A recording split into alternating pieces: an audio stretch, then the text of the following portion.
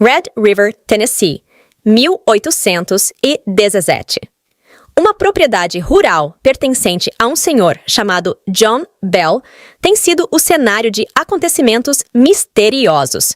John e sua família enfrentam uma série de avistamentos e ruídos inexplicáveis que se intensificam em agressividade com o passar do tempo. Betsy, uma das filhas de John, torna-se o principal alvo de uma entidade invisível, fazendo-a temer pela sua segurança dentro da própria casa. Tentando protegê-la, seus pais decidem enviá-la para a residência de um vizinho, na esperança de que ela possa ter uma noite tranquila. No início, tudo parece calmo, enquanto Betsy e os vizinhos se preparam para dormir.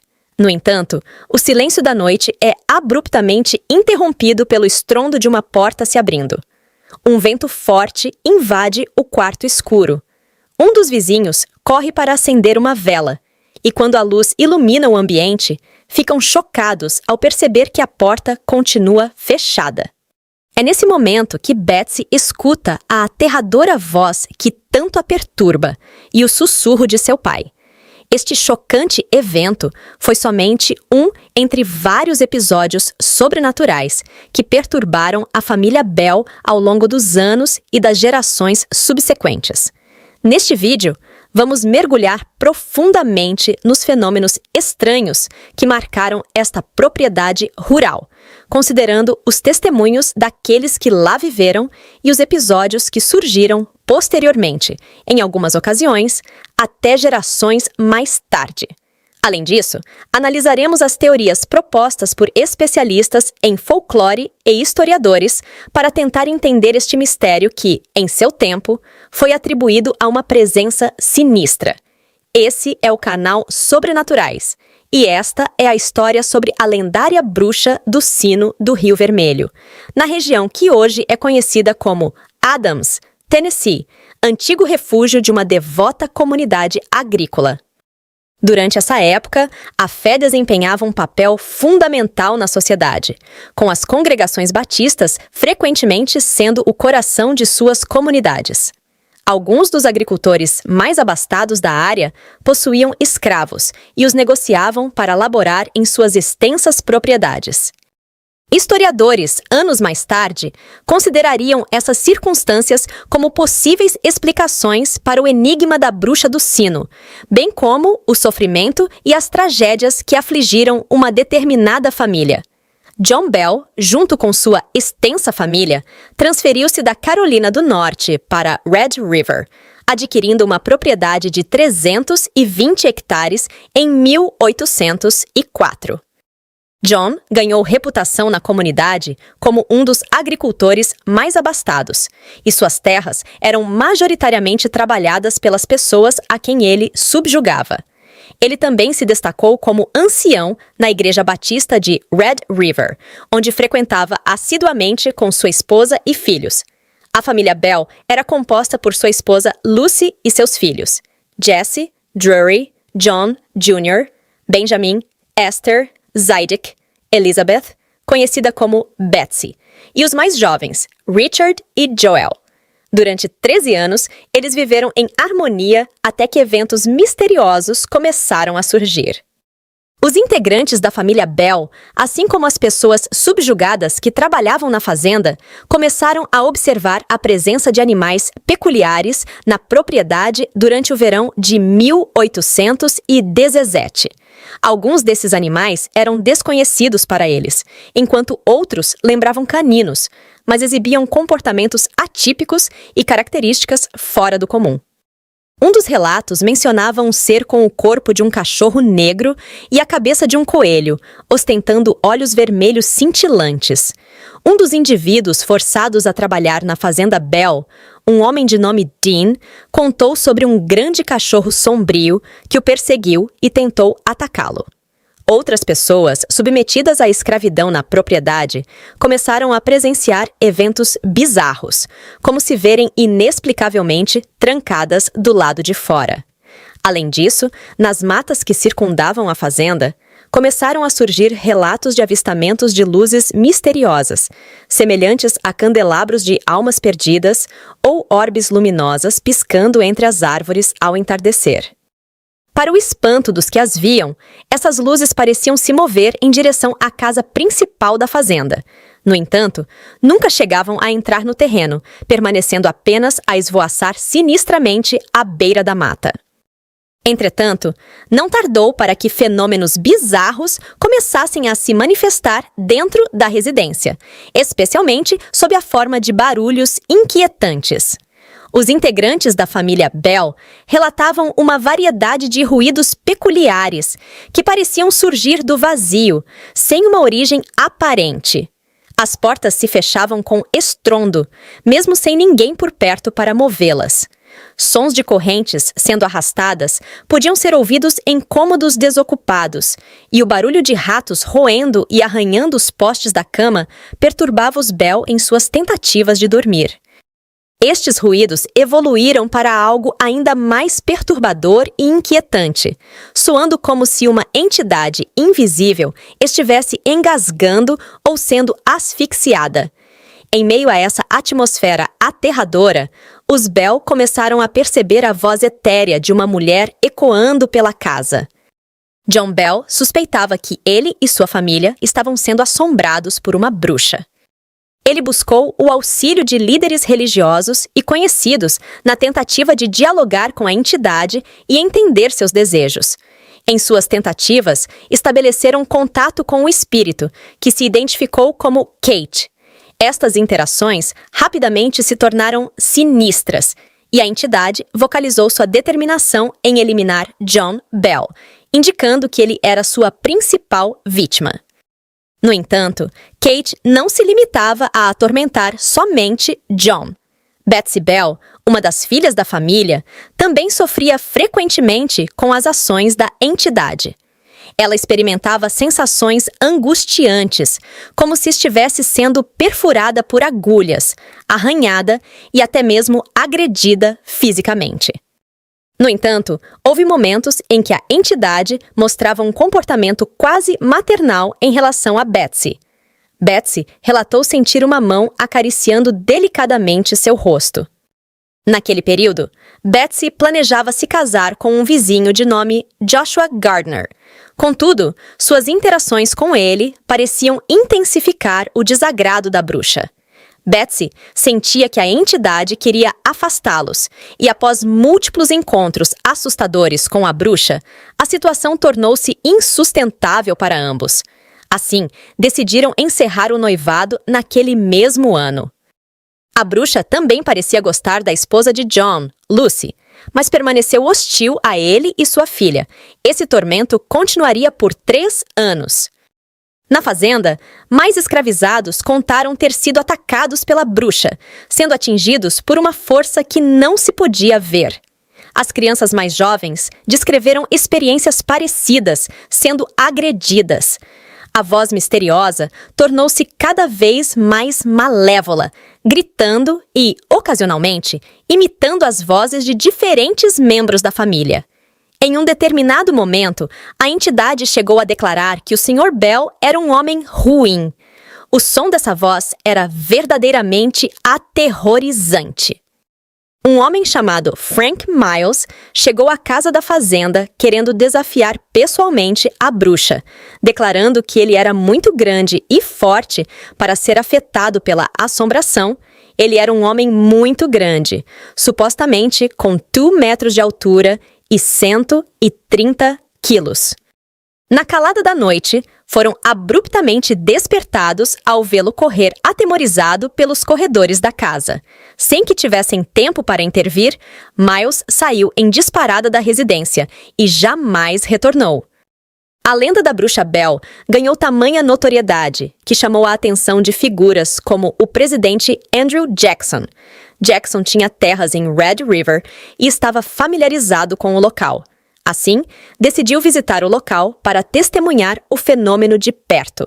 No entanto, antes de alcançar o destino, disse que ele e seus acompanhantes foram confrontados por uma presença invisível que os ameaçou. Enquanto viajavam pela estrada, uma das rodas da carruagem de Jackson ficou presa inexplicavelmente. Subitamente, Jackson ouviu a voz de uma mulher. Ele teria dito: "Pela eternidade, rapazes, esta é a bruxa!" A voz soou novamente, desta vez audível para todos os homens, dizendo: "Depois disso." Após essa intervenção, a carruagem de Jackson conseguiu se mover novamente. Não sendo de desistir facilmente, Jackson e seu grupo continuaram, talvez mais intrigados após este encontro. Eles montaram acampamento para passar a noite e planejaram prosseguir com sua jornada até a fazenda pela manhã. Contudo, a entidade voltou a manifestar-se, como havia assegurado. Um integrante da comitiva de Jackson afirmava ser um caçador de bruxas. Tentou usar sua pistola, mas, surpreendentemente, ela não funcionou. Momentos depois, o suposto caçador foi surpreendido ao ser golpeado por uma força invisível. Diante desse evento, a equipe de Jackson optou por regressar a Nashville. Até 1820, a bruxa havia submetido a família a intensos sofrimentos físicos e tormentos psicológicos, deixando marcas profundas em cada um deles. À medida que a fama da bruxa Bell se espalhava, os ataques paranormais se tornavam ainda mais intensos. As manifestações sobrenaturais continuaram a aumentar e, finalmente, tomaram um rumo trágico em dezembro daquele ano, quando John Bell subitamente entrou em coma. Durante algum tempo, John vinha sofrendo com problemas para engolir e sensações estranhas na boca e no rosto, além dos danos habituais causados pela bruxa Bell. Com seus 70 anos de idade, o prognóstico dessa doença misteriosa não era promissor. Pouco tempo após o surgimento desses sintomas, John foi encontrado inconsciente em sua cama. Na manhã seguinte, os familiares de John foram verificar seu estado, porém, foram tomados por apreensão ao constatar que ele havia falecido. Essa apreensão logo se transformou em confusão e horror quando John Bell Jr. descobriu um líquido escuro ao lado da cama e começou a ouvir risos e cânticos misteriosos. A família Bell relatou que a voz incorpórea da bruxa assumiu a culpa pela morte de John Bell, alegando envenenamento e apontando para o líquido escuro encontrado próximo a ele.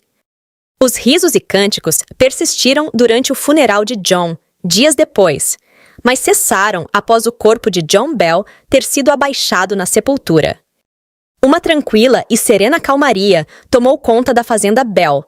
Pela primeira vez em 3 anos, parecia que a bruxa havia alcançado seu objetivo. As assombrações, ao que tudo indicava, finalmente haviam cessado, e a família Bell esperava recuperar o conforto em sua própria casa. Betsy Bell seguiu em frente, casando-se com Richard Powell, seu antigo professor, e mudando-se para o Mississippi. Seu ex-noivo, Joshua, tornou-se xerife e, mais tarde, fundou uma empresa ferroviária com seu irmão. Devido ao sucesso de seus empreendimentos, um dos filhos mais jovens da família Bell, Richard, tinha apenas 6 anos quando a bruxa começou a atormentar sua família.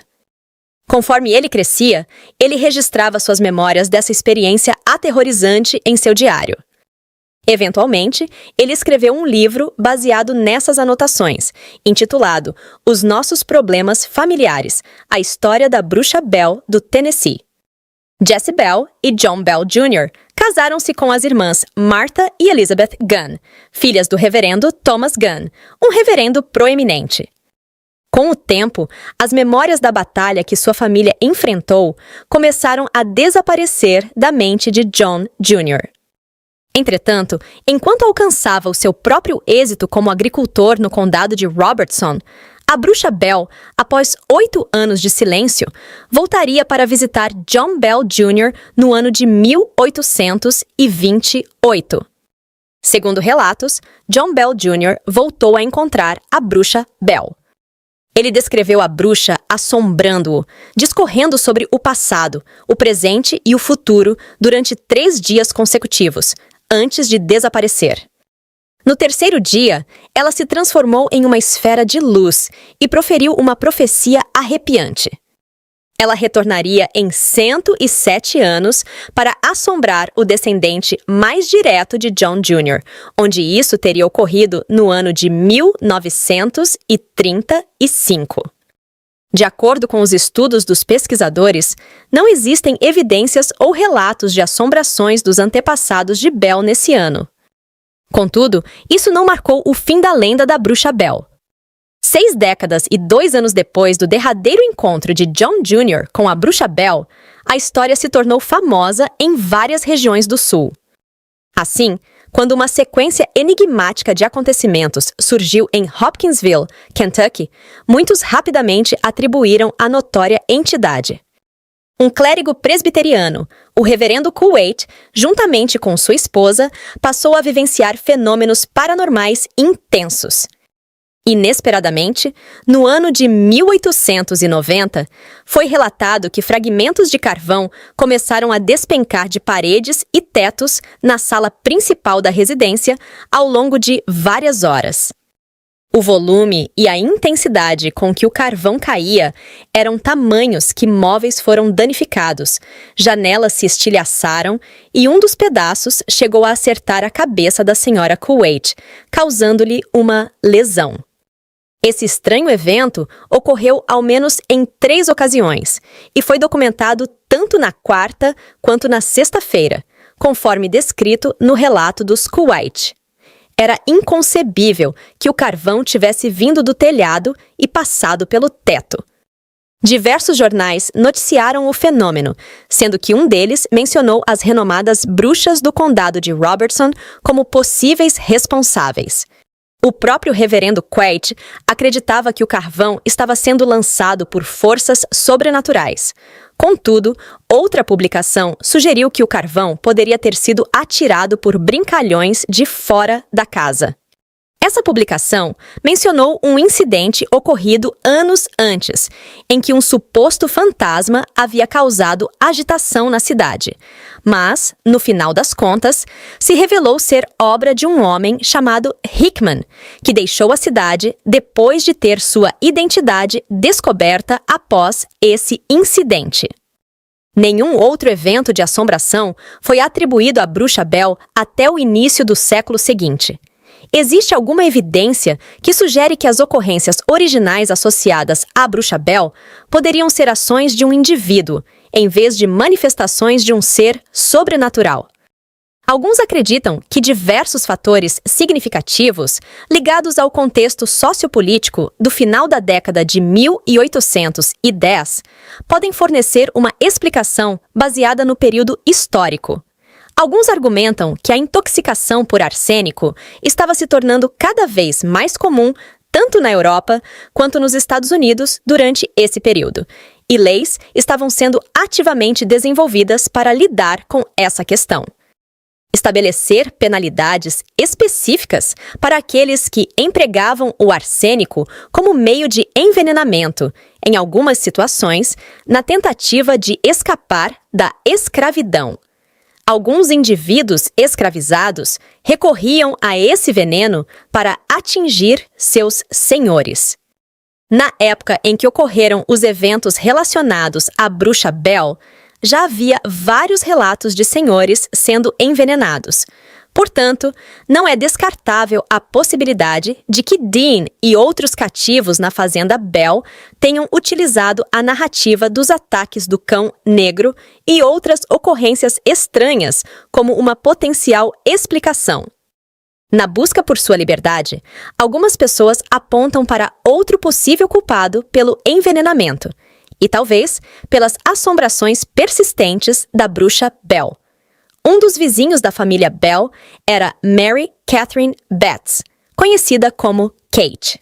Inicialmente, houve um desentendimento entre um homem mais velho da família Betts e John Belle, relacionado à venda de uma pessoa escravizada. Esse conflito levou a uma longa disputa entre as famílias, e o fato de a voz da bruxa responder a Kate chamou a atenção. Mary Catherine Betts se tornou a principal suspeita do envenenamento e a suposta responsável. A identidade da bruxa Bell permaneceu envolta em mistério por um período considerável. No entanto, ela consistentemente negou tal alegação, e não há evidências sólidas que a conectem às assombrações ou ao envenenamento. Com o tempo, membros da comunidade acharam mais apropriado classificar a morte de John Bell e suas experiências como fenômenos paranormais. Alguns até especularam que a assombração poderia ser resultado do espírito de um indígena cuja sepultura fora perturbada, em vez das maléficas artimanhas de uma bruxa, visto que a espiritualidade e a religião desempenhavam um papel preponderante na vida cotidiana das pessoas. Para os habitantes de Red River, os espíritos dos falecidos eram considerados tão reais quanto as pessoas vivas, assim como a crença na existência da bruxaria. O Dr. Rick Gregory, historiador e contador de histórias, oferece uma compreensão mais profunda sobre a aceitação dos espíritos em comunidades religiosas, como a de Red River. A Bíblia está repleta de histórias sobre bruxas. Então, quando algo fora do comum acontece aqui, é muito fácil fazer a conexão com a ideia de que se trata de uma bruxa ou de uma entidade sobrenatural, como frequentemente encontramos na Bíblia. Quando algumas pessoas passam a acreditar nisso, isso pode influenciar outras a também acreditar. Considere as normas comunitárias quando um grupo central de pessoas começou a acreditar nisso. Embora ainda haja debate sobre quem foi o autor e se era uma pessoa real, existem evidências sólidas de que John Bell realmente foi vítima de envenenamento por arsênico. Um professor de química chamou a atenção para detalhes adicionais após analisar algumas das descrições registradas por Richard Bell. Na verdade, eles investigaram até certo ponto o líquido escuro encontrado junto à cama de John Bell. Deram uma pequena quantidade dele a um gato, que morreu no dia seguinte após ingeri-lo. Também jogaram o líquido na lareira e observaram que as chamas momentaneamente queimaram na cor azul. Detalhes reforçam ainda mais a suspeita de envenenamento por arsênico.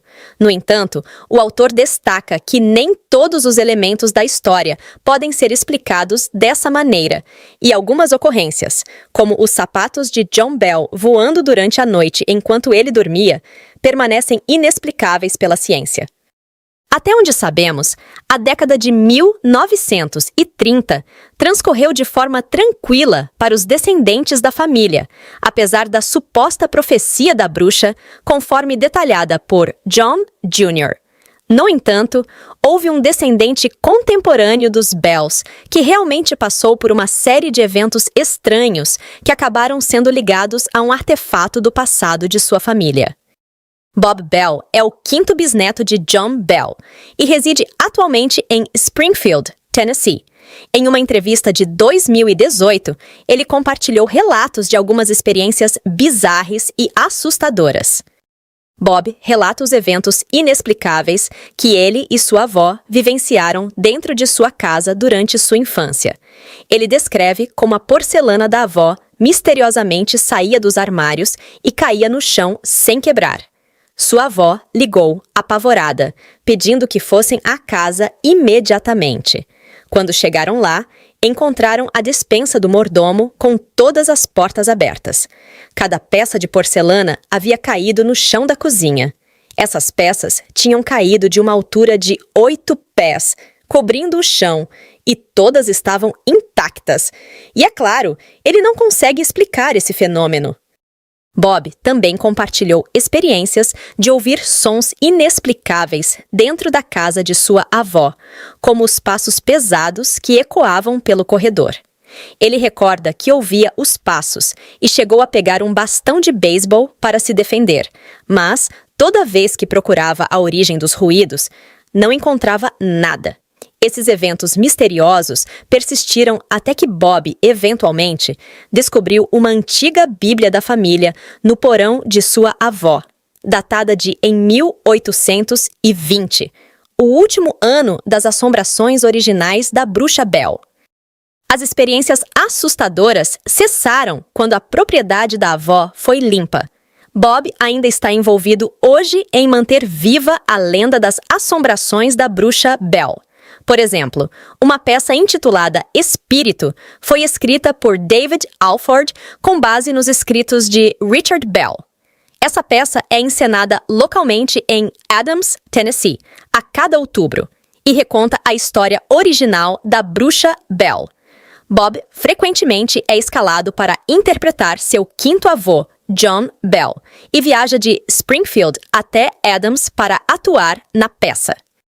Outro descendente direto de John Bell, chamado John Kellick, foi destaque em uma série de televisão chamada Amaldiçoada, A Bruxa Bell, onde ele conduz investigações mais aprofundadas sobre as assombrações.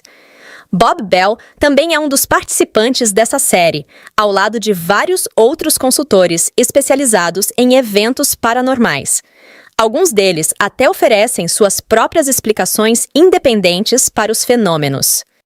A lenda da Bruxa Bell também continua viva em outras formas de mídia fictícia, como no romance fictício A Pequena Irmã da Morte, escrito por William Gay.